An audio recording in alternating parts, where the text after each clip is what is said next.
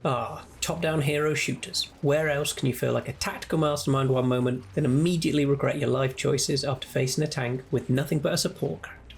Today we're jumping into a game that brings adrenaline-fueled action to your screen and throws in a good mix of heroes, objectives, and chaos. Welcome to Watch Your Game.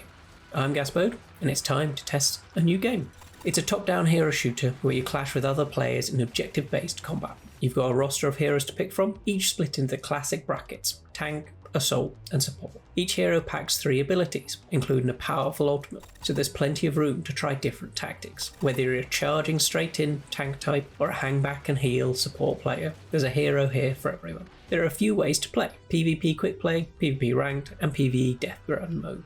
PvP is where most of the real action's at, with 2 core modes across 4 different maps.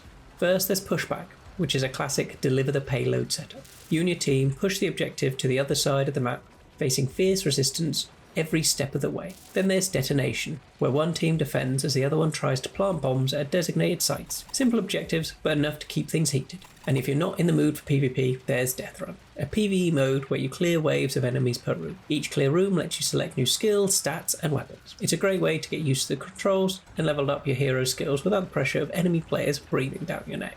Now let's talk about the game feel. Each hero has a distinct playstyle, and the difference is massive. Tanks are, well, in your face, storming objectives, soaking up damage like champs. Assault and support hand back a bit, dealing damage and clearing the path for others. It's easy to pick up and start playing, which is a win for new players, but I'm not convinced there's a huge skill ceiling here if you're looking to master complex mechanics. The map's a solid mixture of varied routes and objectives, give you room to experiment with strategies and pathing, and the combat is intense. You'll find health packs scattered across the maps, so there's always an incentive to keep moving. Stay alert and grab resources before your opponents. The visuals and animations add a real punch to the battle, and you can almost feel the impact of each blast, each dash, and each ultimate.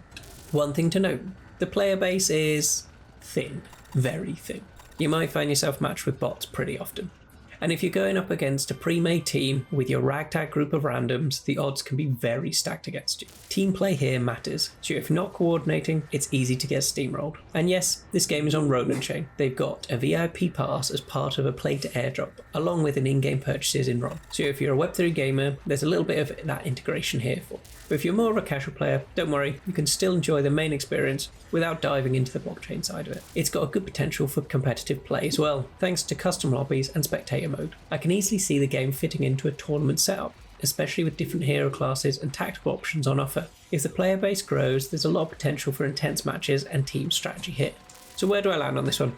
I enjoyed it, and I'd recommend giving it a try, especially if you're into hero shooters or want a game with an engaging modes and some light strategy. Sure, the low player base and occasional bots might hold it back, but the clean graphics, accessible gameplay, and diverse hero roster are worth checking out. Just don't expect to hit the top of the leaderboard without some serious team play. Thanks for tuning in to Watch Your Game. Don't forget to like and subscribe and let me know in the comments. Do you think this game has potential to grow? Or is it already feeling like yesterday's news? Until next time, remember to play games you enjoy.